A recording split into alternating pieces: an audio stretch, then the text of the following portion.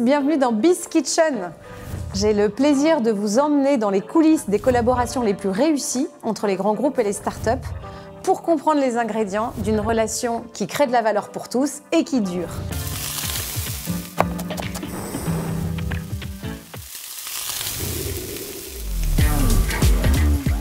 Aujourd'hui, nous allons écouter le point de vue de la start-up et de l'investisseur. Et j'ai le plaisir d'accueillir Michael Bentolila d'Insideboard et Guillaume Dupont de Cap Horn. Bonjour Guillaume. Bonjour. Je suis ravie, bien, très bien. Je suis ravie d'être avec toi aujourd'hui. On va parler un petit peu de Biz Kitchen. C'est toi qui es à l'origine de ce projet fou. Pas tout seul. Avec l'équipe de Numéum, avec Syntec. Le but, c'est de parler de business plutôt que de lever de fonds. D'accord. Donc, tu peux peut-être nous redire la genèse. Comment est-ce que, parce qu'on est quand même en 2021, on pourrait penser que la collaboration entre les startups et les grands groupes, c'est quelque chose qui aujourd'hui est plutôt bien géré, mais pour autant, vous avez ressenti la nécessité d'en parler. Et comment c'est venu? Tu peux nous raconter un petit peu? Le but, c'était de montrer toutes les réussites qu'il y a autour de nous. On ne les voyait pas dans la presse, on voit beaucoup d'articles sur des levées de fonds. Or, le meilleur argent, c'est avant tout celui des clients. Donc, on a voulu mettre ça en avant, des réussites de collaboration où les deux parties sont très contentes. Attends, c'est pas banal ça de dire que le meilleur argent, c'est celui des clients alors que toi, tu es investisseur. Moi, je suis d'accord. Je pense que quand une entreprise se lance, la meilleure chose à faire, c'est d'aller chercher des clients plus que des fonds. Mais toi aussi, tu dis ça? Bien sûr. Bien sûr. Pour un entrepreneur, les sujets clés, c'est d'abord les talents et ensuite les clients et après la levée de fonds. Il faut le mettre dans le bon ordre. D'accord. Et non, mais c'est juste pour remettre un peu dans le contexte, les Cap Horn, toi tu es partenaire chez Cap Horn. Tu peux nous dire un petit peu quelle est votre thèse d'investissement, les participations que vous avez et qu'on ait un peu une idée de cet univers? Effectivement, donc moi je suis partenaire chez Cap Horn. On investit dans ce qu'on appelle l'entreprise tech, donc des startups qui vendent aux entreprises. Donc on a des participations dans des secteurs assez différents, sur la relation client comme un critiseur. On parlait de Wizbee juste avant, tous les deux sur l'accompagnement des jeunes dans la vie active. On est dans Ledger aussi sur la crypto. Voilà, on est dans des sujets assez différents. Et par construction, on a tout un portefeuille de sociétés qui travaillent avec des grands comptes. Et on a vu cet univers évoluer sur les 10 dernières années à toute allure. Et c'est aussi ça là qu'on a l'occasion de mettre en lumière. Oui, l'idée en fait c'est de mettre le projecteur sur des collaborations réussies pour montrer que ça peut marcher. D'abord, ça ne peut que marcher si on est aligné. C'est l'intérêt de tout le monde. Bien sûr. Et donc les participations que tu as chez Cap Horn, évidemment, ciblent plutôt des grandes entreprises. Vous les accompagnez de quelle manière pour arriver à convaincre ces grands mastodontes? D'abord, bien sûr financièrement, c'est quand même notre rôle premier en tant qu'investisseur. Et après, dans une démarche de vente, je pense que tout le monde témoigne sur ces sujets. On voit bien qu'il faut avoir les bons talents de son côté, donc des gens, les directeurs commerciaux qui sont capables de faire de la vente grand compte, comprendre comment ça fonctionne en face, aller chercher le partenaire consultant, intégrateur qui va pouvoir déployer après derrière. Donc c'est amener un peu d'expérience sur tous ces cycles de vente complexes jusqu'à l'international. Oui, c'est ça. En fait, les entrepreneurs dans lesquels tu investis, est-ce qu'ils ont déjà eu une expérience à titre personnel dans les grands groupes? Ça aide, j'imagine, pour vendre. J'ai toutes les expériences. S'ils ne l'ont pas eu, il faut qu'ils recrutent des gens qui l'ont eu. Voilà. Pour aller chercher les compétences. Ça raccourcit le cycle de vente, ça rend les choses qui ont l'air méandreuses de l'extérieur un peu moins complexes. Ça reste complexe, on ne va pas se mentir. Mais par contre, quand ça marche, et c'est de plus en plus le cas, et c'est ça qu'on a voulu montrer, c'est un accélérateur super. Tu as vu des choses changer justement dans les 10 dernières années sur cette collaboration entre les startups et les grands groupes? Si tu devais retenir une ou deux choses, qu'est-ce qui a le plus changé? Toi aussi, tu as vu pas mal les choses. Mais je vais te raconter, moi aussi. Dis-le toi d'abord. C'est ça, voilà. Des deux côtés. D'abord, on est passé d'une relation, c'est un peu fini le startup washing ou le sujet où c'est juste des pilotes avec les départements innovation. Gratuit. C'est ça, voilà. Il y en a qui fonctionnent, il y a toujours des contre-exemples, mais globalement, c'était beaucoup une voie de garage. Aujourd'hui, on parle au métier, il y a des process en place chez tous ces grands acteurs qui sont mis en place, qui facilitent les choses. Et on est sur une relation qui est bêtement une relation business, beaucoup plus équilibrée, sachant que la start-up, elle a le choix, elle peut vendre à un grand compte, mais elle peut aussi vendre en direct, en mode sur Internet, en mode carte bleue, et ça ne plaît pas du tout au DSI, elle peut aller à l'international, etc. Donc les grands groupes doivent aussi attirer les startups qui vont leur apporter de la différenciation. Ça s'est rééquilibré en fait un peu dans l'approche. On est plus, même si c'est David et Goliath dans la taille, ça reste, en fait, il y a une nécessité à faire parce que c'est une symbiose, quoi. C'est une association à bénéfice réciproque. C'est ça. Et après, côté start-up, effectivement, il y a un sujet de moyens, objectivement, mais plus de moyens plutôt dans les boîtes qui vendent aux grands groupes. Et c'est bien parce que ça permet d'avoir des équipes d'un meilleur niveau, le marketing, etc. etc. Il y a un sujet de talent, bien évidemment. On a de plus en plus de gens expérimentés. C'est des cycles, tout ça, ça prend du temps. Bien sûr. Tu peux aller vendre à un grand groupe quand tu n'as pas encore levé. Bien sûr. C'est même à la limite le groupe qui finance son pilote. Bien sûr, ça arrive souvent. Ouais. Ça arrive souvent. Et on aime beaucoup, nous, en tant qu'investisseurs, avoir des boîtes qui arrivent avec leurs premiers clients, si possible au pluriel, qui peuvent témoigner et où on voit ce qui peut se passer derrière. Ils ont rodé leur offre en fait dans la pratique et tu as des chiffres concrets à regarder. Il y a un sujet de chiffres, mais il y a avant tout un sujet de rencontre produit-marché où on voit la dynamique se lancer, quoi. L'idée, c'est de diffuser les bonnes pratiques. On a des réussites, on en a de plus en plus. Il y a plein de choses qu'on peut améliorer. Il faut que ça aille plus vite, qu'on vise des contrats de plus en plus gros. Et ce qu'on veut, c'est mettre en exergue les exemples, les réussites pour diffuser. Justement, les entrepreneurs s'auto-censurent pas parce qu'on peut aller chercher ces gros contrats. Il y a de la demande, en fait. Bien sûr. Et c'est pour ça que BizKitchen existe, au fond. C'est pour donner envie, en tout cas donner des bonnes pratiques à l'intention d'un entrepreneur qui pourrait soit s'auto-censurer, soit avoir encore des doutes sur la meilleure façon de convaincre un grand compte. Exactement. Et derrière, bien évidemment, il y a la démarche business avec les grands comptes, il y a bien évidemment l'international, il y a le fait de s'appuyer sur des partenaires pour vendre. Voilà. Donc, les petites recettes pour bien vendre avec les grands comptes, c'est ça qu'on a voulu diffuser. C'est ça. Comme si, dans un premier temps, en fait, le vrai sujet des dernières années, c'était plutôt l'accès au financement. Comment est-ce qu'on arrive à financer une entreprise d'innovation technologique? Maintenant, on a l'impression que c'est à peu près... on s'est mis à niveau des Américains, plus ou moins. Enfin, moi qui reviens des États-Unis, on n'y est pas encore, mais on a quand même fait un saut quantique. Et donc, à présent, on est un peu à un point de bascule où il faut se concentrer sur le business, c'est ça? Exactement. L'enjeu du moment, c'est le business. Là où on faisait 10, on doit faire 100. Et c'est dans l'intérêt de tout le monde. Génial. C'est pour ça que BizKitchen existe, au fond. Exactement. Je te propose d'accueillir quelqu'un qui va nous illustrer ce qu'on vient d'échanger, ce sur quoi on vient d'échanger, qui est un entrepreneur à succès, qui a su convaincre plus d'un grand groupe. Nous avons le plaisir d'accueillir Michael Bentolila, qui est le CEO et cofondateur d'Inside Board, une société que tu as créée avec ton frère, je crois. Bravo.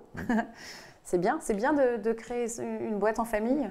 Oui, c'est pérenne et en plus on est très complémentaires. Donc lui c'est la tech et moi c'est le business, donc ça marche bien. Michael, tu es venu témoigner pour BizKitchen. Ouais. Qu'est-ce qui t'amène là? Pourquoi?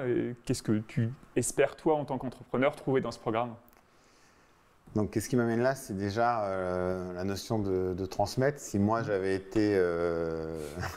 vu BizKitchen dès le début, j'aurais certainement gagné du temps. Donc, mon idée, c'est de transmettre pour que l'écosystème de la tech en France grandisse, que la relation avec les grands groupes et les startups se renforce, mais aussi pour la dédramatiser, pour montrer que ça y est, on a passé une étape, ce que tu disais tout à l'heure. Maintenant, on parle avec les métiers, donc c'est possible de travailler avec les grands groupes. Nous, on travaille avec plus de 40% du CAC 40 aujourd'hui, ce qui veut dire que des émissions comme celle-ci qui vont être diffusées, largement répandues. Finalement, BizKitchen, c'est un atout majeur pour les entrepreneurs de la tech d'aujourd'hui et de demain. Vous l'avez créé en quelle année, Insideboard? Raconte-nous un peu ce que ça fait. Donc on l'a créé en 2014 sur un besoin qui est encore d'actualité, c'est que les entreprises se transforment tous les jours et en continu. Donc la question, c'est qu'est-ce qui fait le succès de cette transformation? Donc elles investissent sur leurs hommes pour faire le succès de cette transformation dans des nouveaux process, dans des programmes, dans des classes virtuelles, des classes présentielles de formation. Et pourtant, même si l'adoption à un moment donné monte, elle redescend. Et donc nous, on est en mission chez Insideboard. On veut faire en sorte que le succès soit au rendez-vous et non pas l'échec.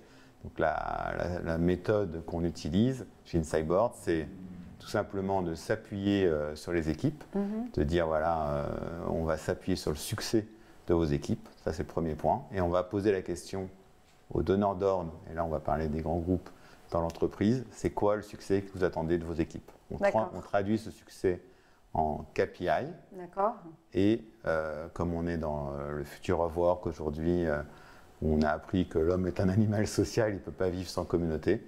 En fait, on rattache les équipes à des communautés qu'on appelle des communautés de succès. Et là, on va un peu plus loin que les Slack, les Teams, etc. Puisqu'on y ajoute la notion de KPI. Puis après, on vit une expérience collaborative, communautaire, avec du gaming, du learning, des ambassadeurs à l'intérieur de la communauté associés à des KPI de succès. Donc si je comprends bien, c'est une solution technologique qui non seulement recrée du collectif à la Slack, mais qui en plus le lie à des indicateurs de performance par équipe ou individuel? C'est ça. Et comme on a les indicateurs et le succès au niveau des équipes et donc des personnes, on fait agir nos moteurs d'intelligence artificielle qui permettent ensuite de donner la bonne information au bon moment, à la bonne communauté ou à la bonne personne pour progresser en continu. Et donc ça, c'est parmi les secrets du succès d'Insideboard. Génial, donc ça répond à un vrai besoin, hein, j'ai l'impression. C'est un besoin de résoudre 80% du problème de la transfo, puisque la transfo échoue dans 75-80% des cas, parce que les équipes ne se l'approprient pas sur la durée. Donc, les people ne coopèrent pas très bien non plus entre elles, c'est ça? Les people plus les communautés drivées par finalement le succès de l'entreprise transformé en goal et en KPIs, ça fait une transformation durable et à succès. Surtout si c'est simple d'utilisation. Ça doit être très simple. Donc on a un design très simple à la californienne, à la Slack, même à la Teams aujourd'hui qui est beaucoup plus simple. Slack, je trouve ça un peu compliqué, moi, non? Je me fais un peu l'avocat du diable, mais Alors je suis pas l'ambassadeur de Slack, tu vois, non, mais je trouve que c'est non, Guillaume. Les enfants, ils sont sur Discord. Eh ben voilà. C'est encore autre chose. Non, mais Mais disons que ce soit Slack ou Facebook ou Teams ou n'importe quoi, les gens travaillent de toute façon dans des communautés, même dans LinkedIn. Le but, c'est de se retrouver et de ne pas rester seul. Voilà. Tout à fait. Et donc cette solution, toi, tu la vends, enfin, ou l'équipe, vous êtes combien aujourd'hui d'ailleurs? Alors, aujourd'hui, on est à peu près une centaine. Wow. Donc c'est vrai qu'en 2014, on a démarré, on était 2. Bravo. Voilà. Et merci. Et donc c'est vrai qu'on est très fiers effectivement de faire travailler beaucoup de personnes au service de nos clients et on la vend aux grands groupes. D'accord. Et attends, avant de parler des grands groupes, la construction, parce que comme Guillaume est là, on va parler un peu d'argent. Comment ça s'est fait? Vous avez commencé par financer vous-même l'entreprise. Ça a été quoi les grandes étapes de financement pour arriver jusqu'à aujourd'hui? Première étape, alors nous on a démarré par trouver des clients. Donc on aime bien ça avec Guillaume. On en parlait tout à l'heure, on se disait que c'était la meilleure manière. Mais oui, étonnamment. Plusieurs clients d'un coup pour financer une partie de la technologie. Après, nous, on a mis nos propres économies donc, dans l'entreprise. Donc évidemment, c'est des risques familiaux, etc. Mais quand on y croit, il faut y aller. Bien sûr. Et on l'a fait. Et effectivement, il y a eu 3 ans de pilotes avec des grands groupes, mais des pilotes payants. C'est-à-dire que les 3 ans ont été financés par les grands groupes, plus le capital que nous, on a mis au fil de l'eau et au fur et à mesure des besoins. Ouais. Donc, vous n'avez jamais levé d'argent? Si, mais après 3 ans. D'accord. Parce qu'après 3 ans, on a montré que le produit était viable, qu'il y avait un marché, parce qu'on avait plusieurs comptes, et on commençait à avoir un effet de viralité. Donc les gens parlaient de nous. Du coup, il y avait des clients qui frappaient presque à la porte, des grands groupes. C'est bon ça. Et donc on s'est dit, c'est le moment de lever des fonds. Donc on a fait une première levée de fonds de 6 millions d'euros avec Entrepreneur Invest, un très bon fonds. Et puis, on a développé, on a doublé, on a fait de la croissance. Donc c'était fin 2017. Après, on a fait une deuxième levée de fonds 2 ans et demi après. Cette fois beaucoup plus importante, de l'ordre de 25 millions d'euros. Là, on a fait venir des AXA Venture Partners, Orange Venture, on a eu Isaïe également qui sont venus au capital. D'accord. Et donc, bravo. C'est bien avoir un mix non, de corporate venturing et puis de VC plus classique, j'ai envie de dire. C'est ça, voilà, il faut mixer les deux.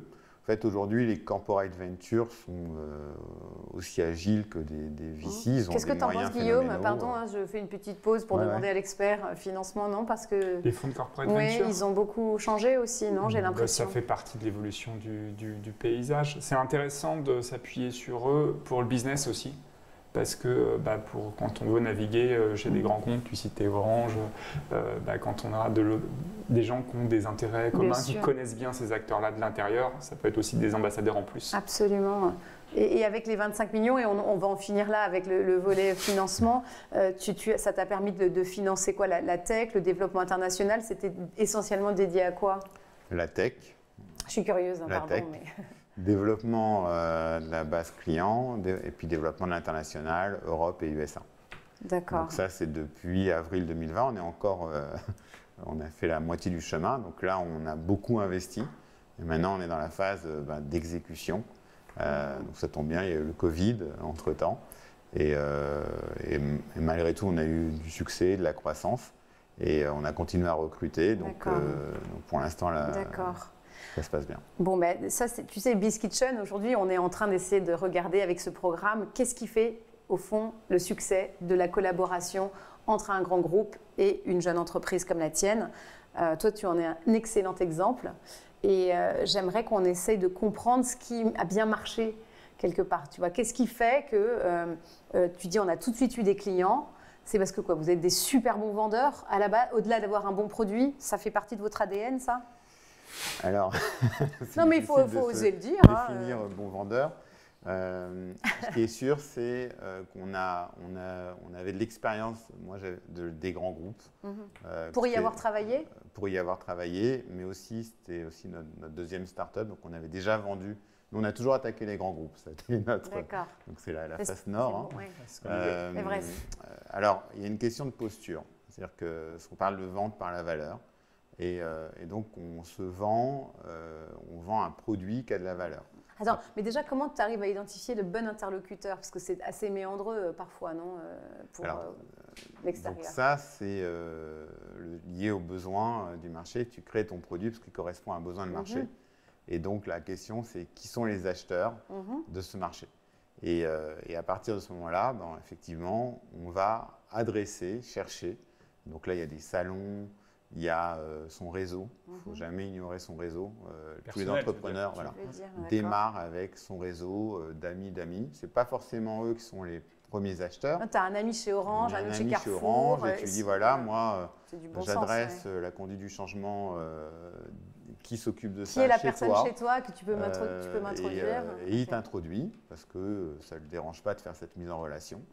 Mais c'est à aucun moment une demande où on est en position inférieure. J'ai quelque chose d'intéressant à lui montrer. Et les gens, en général, dans les grands groupes, sont très curieux de savoir ce qui se passe également sur le marché parce qu'il y a aussi leur propre employabilité. Oui, il y a un appétit aussi voilà. pour tout ce qui est, surtout si tu as la promesse de consolider ou d'accélérer la transformation dans laquelle on est tous.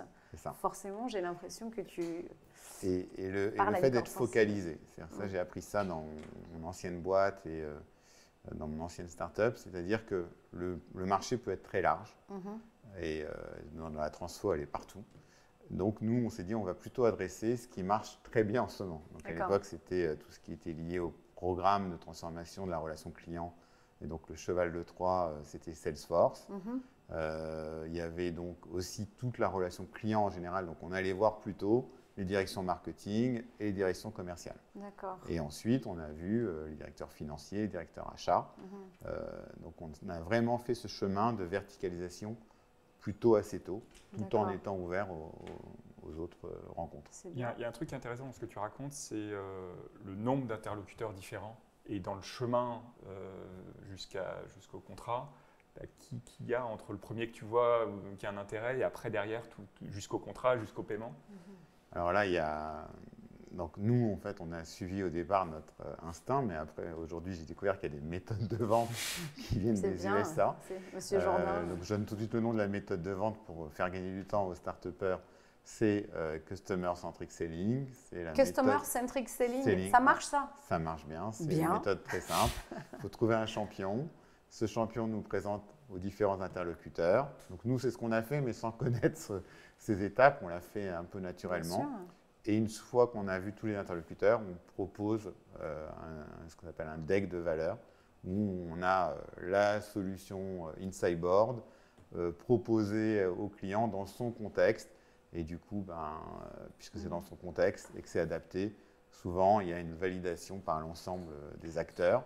Et donc notre champion est content parce que tous les gens autour de lui sont contents, ont validé. Sa bonne idée.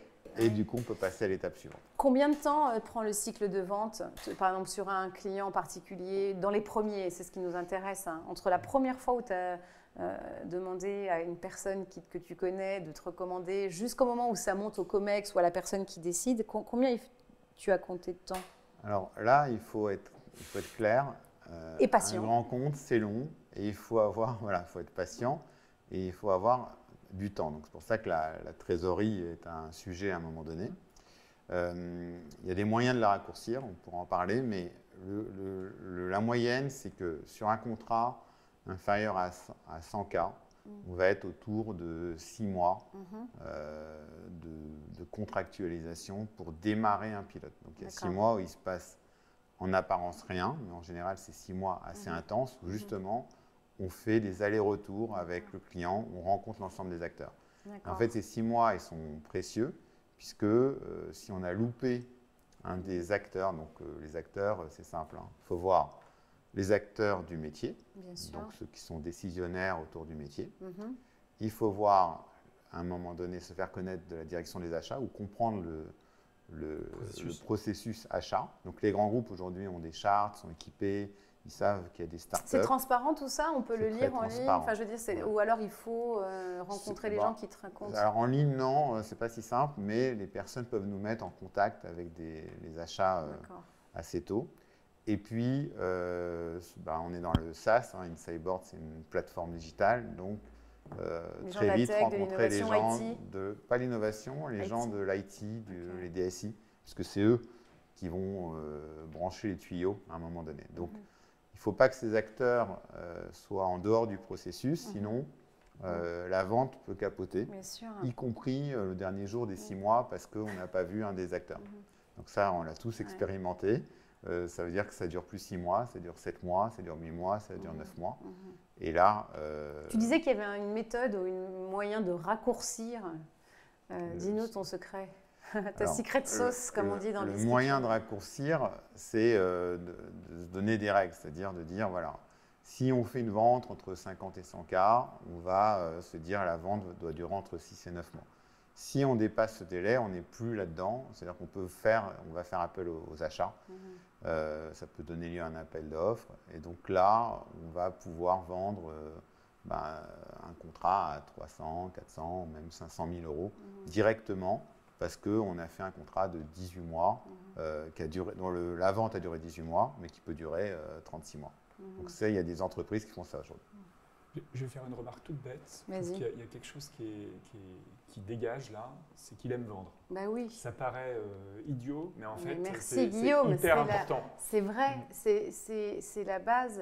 Je pense qu'on a énormément de founders qui sont très bons, qui ont un produit extraordinaire, qui correspond à un besoin. mais qui ne savent pas ou qui n'aiment pas vendre. Alors c'est vrai, en France, on n'aime pas vendre, on n'est pas formé à la vente. Que c'est le plus beau métier du monde, la Et vente. en fait, la vente par la valeur, c'est la plus belle des ventes, puisque c'est une vente où on rencontre un écosystème. C'est quoi, tu parles de vente par la valeur, c'est quoi l'autre type de vente? Si on ne vend pas de la valeur, on vend quoi? C'est vendre juste sa solution. Ah oui. Et donc c'est une vente technique, sans passion. Oui, non, ça ne marche pas. Et ça. en fait, ça marche pas. C'est pas possible, ça n'existe pas. Ça marche pas. Ou sinon, dans ce cas, on vend par Internet, D'accord. mais les grands groupes n'aiment pas acheter par Internet. Comment tu recrutes tes équipes de vente et comment tu transfères Ce sont des hommes et des femmes clés. Alors, c'est toi qui fais la vente en réalité, non? Dis-nous. c'est non connu que jusqu'à un certain niveau, on va donner les chiffres, jusqu'à à peu près 5 millions de chiffres d'affaires, c'est souvent le CEO qui est très très impliqué dans les ventes. Parce que Bien sûr. il connaît le produit. Puis tu es le meilleur ambassadeur de ton produit, c'est normal. Il y a la passion, il y a tout ça. En France, on n'a pas assez, je fais un appel, mais là, on ne sait pas à qui, de vendeurs B2B encore. Dans les écoles, on ne forme pas assez les gens à la vente complexe, c'est-à-dire où il y a plein d'interlocuteurs, où on ne doit pas avoir peur de plein d'interlocuteurs, il faut juste savoir qu'il y a du temps. Cette vente par la valeur, elle n'est pas enseignée. La vente, c'est sale, c'est pas beau, donc on a un petit complexe en fait. On n'aime pas vendre, voilà.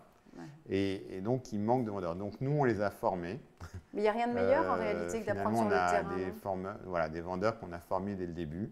Puis aujourd'hui, on essaye d'avoir des gens qui viennent déjà du SaaS, mais il n'y en a pas beaucoup dans le B2B. Donc, on les forme, on les prend de différents environnements et puis on les met à l'école de vente InSideBoard. Donc, on a créé l'InSideBoard Academy. Excellent. Avec toutes les méthodes de vente qui va bien. Ouais. Peut-être que d'autres entreprises pourraient venir ensuite profiter de ces méthodes-là et c'est une autre ligne, c'est une autre ligne de business, ça n'a rien à voir, mais j'en sais rien. Il y a tellement besoin, je suis d'accord, de former sur ces métiers de vente. Je pense qu'on est tout le monde finalement, les meilleurs vendeurs, c'est ceux qu'on a formés le plus tôt possible. Après, maintenant, on a un peu plus d'expérience. Donc, quelqu'un qui, après 5 ans d'entreprise, enfin, nous, on a plus de 5 ans, donc du coup, les gens, ils viennent.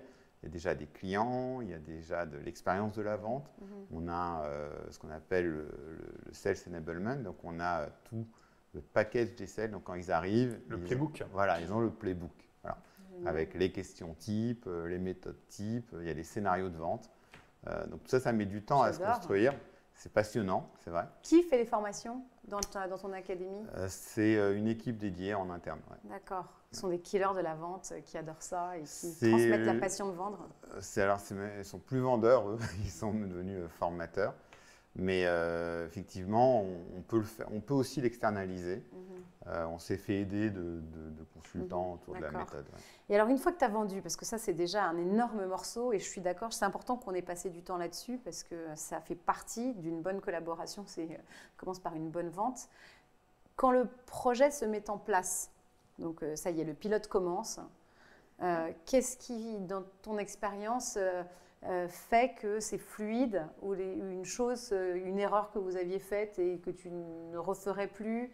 Il y a un interlocuteur unique, il y a un suivi régulier, on continue à parler à tout le monde pour garder tout le monde mobilisé. Qu'est-ce que tu nous dirais sur cette période? Dans l'ADN, il faut que le CEO mette tout de suite dans la boîte, et c'est vraiment là au niveau de la direction générale, un amour des clients, c'est-à-dire le mot amour est même pas trop fort, parce que l'exécution va être dure. Parce que la vente était dure, mais l'exécution est dure génial. Aussi. J'adore ton métier, en fait. C'est de plus en plus dur, allez-y. C'est dur parce qu'il y a aussi beaucoup d'interlocuteurs. Ouais. Et donc, il ne s'agit pas juste de livrer, mais après, c'est aussi notre métier, il s'agit aussi de réussir la transformation. Donc, la livraison, ça se fait assez bien, en règle générale. Mais après, il faut que ça marche. Donc, nous, on met en place une équipe de Customer Success Manager. Donc, on a appris ça des États-Unis. Là-bas, il n'y a pas de boîte SaaS sans Customer Success Manager. Combien de personnes? C'est à peu près une pour 5 à 6 clients dans les grands comptes. Et qui a un rôle physiquement, qui fait des points réguliers, qui fait du suivi des projets. C'est vraiment le point d'entrée unique qui va gérer la relation avec le client. Donc nous, on crée chaque trimestre des success reviews. Et une fois par an, C'est une long un grosse success trimestre, review. non? Mais en même temps, il faut avoir le temps de. Dans les grands d'avoir groupes, des... c'est bien. Un Ouais. trimestre, tous les mois, il faut aussi le temps d'exécuter.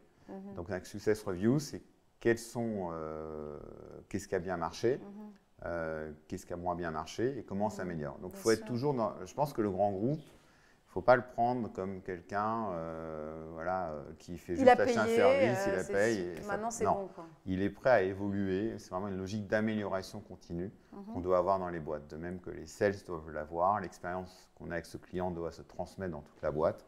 Bon, nous, on a de la chance, on a une cyborg en interne, donc ça passe bien. On peut parler des trucs compliqués. Ouais. Est-ce que, alors pas obligé de citer de clients, mais un prospect où tu te dis non, j'arrête, il me fatigue, il me coûte trop d'argent, ça coince. Ça coince et je ne mets plus mes efforts là. Est-ce que ça t'est arrivé? Pas du tout. Oui, ça arrive. Ça arrive pas souvent, mais ça arrive quand on n'est pas focalisé en fait. Moi, c'est très rare. Ça vient de ton côté ou ça vient d'un client qui est... C'est très rare qu'une vente dans laquelle on a mis de l'énergie ne se fasse pas. Donc ça veut dire qu'il faut savoir choisir ses batailles. Maintenant, ça nous arrive de dire, bon, par exemple, ce client, il n'est ni dans la relation client, ni dans les achats, ni dans la finance, donc des choses qu'on n'a jamais faites avant. Il connaît mal l'entreprise. Donc j'y vais pas. Je ne peux pas dire non à un client, on ne sait pas dire non, c'est comme ça. Mais par contre, on met moins d'énergie sur là où on est moins bon. Et on dit la vérité au client. C'est-à-dire qu'il ne faut jamais faire croire au client qu'on est bon là où on n'est pas bon. Je pense que la relation de transparence, elle doit être claire. Et par exemple, dans les ressources humaines, c'est un domaine qu'on adresse maintenant aussi. Et là, on ne l'avait jamais fait avant certains grands comptes, on leur a dit. On a dit aussi pourquoi on serait bon dessus. Et ils nous ont quand même pris. Donc, Et tes clients, ils t'aident? Ils deviennent ambassadeurs? Comment tu arrives à gérer ça? Oui, on a, à part, alors les grands groupes ont des directions de la communication qui les empêchent de communiquer de manière instantanée. Voilà. Ce qui est un petit peu compliqué, mais quand même 90% arrivent à trouver le moyen de témoigner avec nous et d'être ambassadeurs. Il faut juste, encore une fois, de la transparence, leur dire tu ailles chercher des boîtes comment non-cotées, ça va être en fait. utilisé. C'est plus facile, non? C'est vrai, quand ce sont des boîtes familiales, non, mais tu es moins contraint, évidemment. Oui, et encore, ils n'aiment pas forcément qu'on donne leur succès parce qu'ils ont peur que les concurrents les voient. Les grands groupes ont un peu moins peur que ça, de ça. Donc nous, on a le secret d'ailleurs pour les entrepreneurs, c'est de s'appuyer, ça fait partie des négos pendant le contrat, de pouvoir communiquer avec le client dès le début et en cas de succès. Sinon, pardon. Dans ce que tu dis, il y a un truc intéressant, c'est que ça y est, les startups deviennent comme un facteur de succès, un facteur de différenciation. Et quand on a repéré un outil qui est super, on ne veut pas que les concurrents s'en emparent. Là, il faut l'acquérir alors. Ça, c'est un sujet d'après. Voilà. Ça va intéresser la partie capitalistique, c'est autre chose. Si je reviens sur les problèmes ou les difficultés rencontrées, moi, j'avais en tête, et je l'ai vu plusieurs fois, côté grand groupe, le changement d'interlocuteur. Autant tu as une pérennité du côté de la start-up, parce que c'est souvent toi, ton équipe proche, et qu'on est tous en croissance. Côté grand groupe, parfois, non? Est-ce que tu as déjà rencontré ce genre de... la personne qui s'en va, on ne sait pas qui c'est? Ils ont mis en place des chartes au niveau RH interne, où quelqu'un change de poste tous les 2-3 ans. Donc, on l'a tout le temps. C'est vraiment quelque chose qui est permanent. C'est pas simple. Au début, c'est surprenant. Oui. Si on n'a pas fait ce jeu d'acteurs, c'est-à-dire qu'on n'a pas vu tous les acteurs avec notre champion, il ne faut jamais délaisser son champion. Effectivement, le changement d'interlocuteur peut être problématique. Donc, c'est pour ça qu'on a des success reviews pour anticiper. Dès qu'il y a un nouvel interlocuteur, il faut refaire une sorte de vente. Puis un onboarding, il faut les accueillir, il faut réexpliquer pourquoi on fait ça et pourquoi c'est bon et pour la start-up et pour le grand groupe. C'est ça. Et c'est pour ça que c'est continu. C'est pour ça qu'on a du Customer Success Management. C'est-à-dire qu'un grand groupe peut rester 10 ans client, même beaucoup plus en fait. Mais c'est bien, on le souhaite. Voilà. Pour l'instant, on n'a pas encore 10 ans, mais effectivement, on garde nos clients. ils sont satisfaits, et puis on s'adapte au changement d'interlocuteur. Et ça prend un petit peu de temps, mais il faut le faire. Après, le changement d'interlocuteur, ça peut être aussi une opportunité, parce que si on a un ambassadeur qui se déplace dans la BU d'à côté, ça ouvre la BU d'à côté. C'est ça, c'est comme un employé qui s'en va de chez soi, c'est pas forcément une rupture brutale. C'est au contraire, c'est un ambassadeur pour d'autres clients. Ce que tu dis là, un employé qui s'en va chez lui, ça me fait penser à une autre dimension de ce qu'on est en train d'évoquer. C'est est-ce que depuis les confinements, le télétravail, ça a changé ta façon de vendre et d'interagir avec tes clients, et dans quelle mesure? Oui, alors on s'est tous mis au digital. J'imagine que oui, mais est-ce que c'était plutôt plus facile? Moi, je pense que c'est plus dur en B2B, parce qu'en B2B, en fait, les clients ont l'habitude de se rencontrer dans des grandes messes, des grands événements des salons dédiés. Et en même temps, ça a aussi accéléré le nombre de rendez-vous, accéléré en visio, les échanges. Oui, en visio, on voit beaucoup plus de monde. Mais c'est vrai que dans l'approche de vente par la valeur, il y a aussi, il ne faut pas oublier la partie relationnelle avec la personne, parce que la personne doit avoir confiance en l'entreprise, doit avoir confiance en son customer success et aussi dans le produit. Donc c'est un triptyque à pas négliger. Bien sûr. Donc on est tous contents là depuis la fin des confinements de pouvoir revoir les clients et eux sont très contents aussi. Et les prospects. Mais en tout cas, ce que j'aime bien dans ton témoignage, Michael, c'est qu'on met beaucoup l'accent sur la vente, sur la capacité à vendre et sur le facteur humain finalement au cœur de la transformation. Et ça, c'est une chose dans laquelle on croit beaucoup, qu'au-delà évidemment d'avoir un bon produit, une bonne offre, c'est comme si tu me disais la voiture à 4 roues, ah bah super, enfin, on espère que la tech est bonne, mais c'est qu'est-ce qui fait que finalement la mayonnaise prend, et j'aime bien l'idée que ça repose énormément sur tes capacités à avoir des bons vendeurs, à avoir ensuite un bon marketing et un bon suivi humain et relationnel en interne, et évaluer régulièrement qu'on est dans la bonne direction, recadrer. Oui, je pense que c'est un des clés de succès. Et d'ailleurs, les clients, c'est pour ça qu'il y a la notion de communication d'ambassadeur. En fait, on vend en réalité à un écosystème. On ne vend pas qu'au grand groupe. Quand on travaille avec un grand groupe, on travaille toujours avec lui. On travaille tout le temps avec ses partenaires. Nous, il y a tout le temps des cabinets externes, des grands cabinets avec qui on travaille également. Et donc, tout ça, c'est une grande famille, un grand écosystème dans lequel chacun, en fait, va devoir être gagnant-gagnant, va créer son employabilité pour demain. Et nous, c'est autre chose. Nous, on navigue dedans. Donc, nous, on vend à plus de licences, on s'élargit, on dépasse le projet pour aller d'un pays vers un territoire européen, vers les USA. Donc, aujourd'hui, notre solution, c'est 150 000 users dans le monde. Grâce à ces clients. C'est génial. Je mesure la nécessité pour les start-upers aujourd'hui peut-être de faire appel à des gens qui ont travaillé longtemps dans les grandes entreprises, parce qu'il y en a de plus en plus, me semble-t-il, qui vont devoir quitter l'entreprise traditionnelle telle qu'on la connaît, et ils ont peut-être une deuxième partie de carrière à faire dans des startups parce qu'ils connaissent ces arcanes et qui seront peut-être des courroies de transmission. Tu n'as pas l'air d'accord? Le choc culturel, il peut être... Oui, mais tout le monde évolue, tu vois. Il peut être difficile. Souplesse, adaptation. C'est ça. Il y a un équilibre à trouver, pas trop tôt en tout cas. Non, pas trop tôt, mais tu vois, je me rends compte à quel point, quand on a un peu de bouteille, qu'on a travaillé dans une grande entreprise, on voit à peu près comment ça fonctionne, c'est tellement plus facile que tu as 25 ans, tu as une idée géniale, un super produit, et ce serait dommage de faire capoter ou de te perdre dans des POC et dans des pilotes qui n'en finissent plus, parce que justement, tu ne connaissais pas assez la culture de la boîte. On est tout à fait d'accord. Après, il faut trouver le bon équilibre entre la culture start-up et il y a des profils, notamment dans les ventes, qui sont super intéressants. C'est d'aller chercher des gens qui sont passés par Salesforce, Microsoft.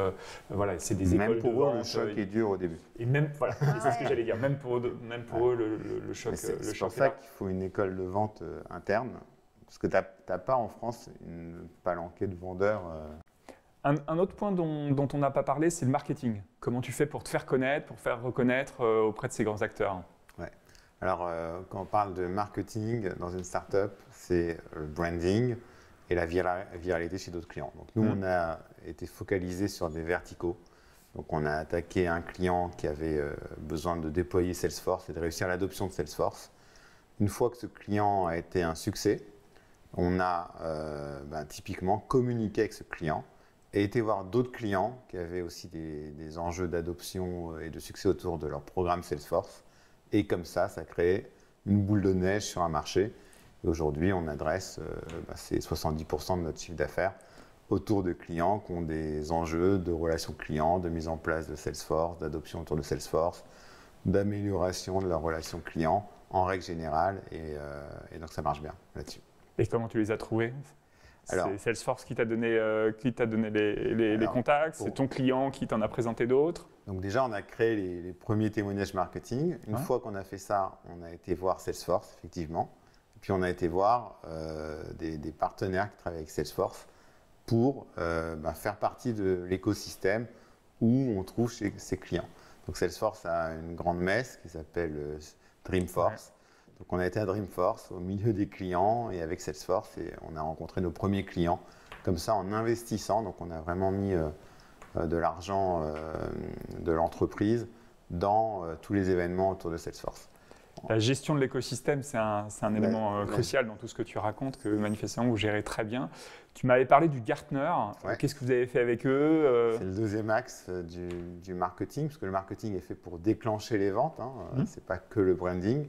Donc, la viralité client et le Gartner. Donc, le Gartner, ça, c'est vraiment on s'est mis dès le début, on a discuté avec le Gartner, parce qu'il n'y avait pas de catégorie autour du Digital Change Management. Okay. Donc, nous, on savait qu'on était en train de révolutionner le secteur. On n'inventait pas le Change Management, mais on le révolutionnait. Et le Gartner, après plus de 2 ans de discussion, a créé un nouveau segment qu'ils ont appelé Digital Adoption Solutions. Et dans ce segment, Insightboard a été reconnu comme étant unique et a été nommé Cool Vendor. Donc ça, c'est très important de discuter avec le Gartner, qui vous reconnaissent, qui crée un segment, donc ce qui s'appelle une catégorie. Une fois qu'il y a une catégorie, il va y avoir un cadran. Et dans ce cadran, il faut y être. Donc il faut faire partie des acteurs qui vont être chassés par les entreprises, c'est-à-dire qu'il va y avoir des appels d'offres. Et ça a eu un effet, quand tu as été Cool Vendor Gartner sur un nouveau segment, ça a eu un effet vraiment rapide sur le business? Ou ça a mis du temps à se diffuser? Alors, en France, c'est un effet surtout rassurant pour les clients. Par contre, aux États-Unis, dans lequel justement c'est en train d'aller. Voilà, c'est ça. Là, ça a un vrai effet puisque toutes les DSI, toutes les directions métiers lisent en fait les rapports Gartner pour lancer des appels d'offres et pour consulter les entreprises du Gartner. Donc c'est très important d'y être pour accélérer finalement la génération de leads entrants dans l'entreprise et pouvoir répondre à des appels d'offres sans aller taper à la porte des clients. Et tu parles de tes clients, on entend que certains clients te suivent depuis longtemps. Comment tu fais grossir un client? On fait la méthode, nous, c'est vraiment la même. C'est chaque année, on connaît à peu près ce qui va se passer l'année d'après. Donc dès le début, en fait, d'une année sur l'autre, on exécute ce qu'on a prévu l'année d'avant. Donc on fait des success reviews chaque année avec le client. Dans ces success reviews, on pose la question du succès passé, des points d'amélioration, mais aussi des enjeux du futur. Et donc, nous, il faut toujours se coller aux enjeux du client. Le client, il ne peut pas nous prendre que pour nous faire plaisir, uniquement parce qu'il apprécie les équipes. Ça, c'est juste le minimum qu'il apprécie les équipes. Mais il nous prend parce qu'on répond à ces enjeux. Donc, on pose la question de c'est quoi vos enjeux l'année prochaine? Et en même temps, on est force de proposition. On dit voilà, on a constaté ça avec vous, on pourra aller plus loin. Que pensez-vous d'une solution qui vous permettrait d'aller plus loin? Et donc, c'est comme ça qu'Insightboard, en fait, accompagne ses clients dans la durée. Il faut vraiment coller aux besoins du moment. Ils évoluent vite et donc, nous, on doit être agile, toujours avec le même produit. C'est ça la difficulté. Ouais. Et en même temps, les produits des startups évoluent. Donc, ils évoluent grâce aux clients. C'est le mode agile. On connaît bien. Justement, alors petite question complémentaire, vente de produits à des grands comptes, c'est le même produit, il y a du custom, ils te demandent, tu dis non, comment tu gères ça? Alors, on ne dit jamais non, nous, on a fait évoluer notre solution pour devenir une plateforme. Ça veut dire que si on ne sait pas faire, on fait venir un autre acteur qui a déjà fait et on le plug à l'expérience Insideboard si ça marche bien. Donc, il ne faut pas faire ce qu'on ne sait pas faire. Par contre, si la demande du client rentre dans l'ADN d'Insideboard, on l'intègre dans la roadmap et on donne de la visibilité au client pour lui dire, OK, à tel moment, on va faire cette évolution pour vous. Ça peut être dans 1 an. Les clients peuvent très bien attendre 1 an ou 2 même, à partir du moment où ils savent qu'on va le faire et ils ont confiance dans la société. Donc, très important pour scaler, de ne pas faire que du custom, sinon on ne peut pas scaler, on ne peut pas passer à l'échelle. Si on n'a que des demandes particulières, c'est impossible. Bon, on pourrait parler de ça pendant des heures. Hein, Michael, Guillaume, c'est un plaisir de faire ça avec vous. Le temps tourne, on va devoir s'arrêter. Je vous embrasse et on continue d'en parler sur les réseaux sociaux. Merci. Merci beaucoup.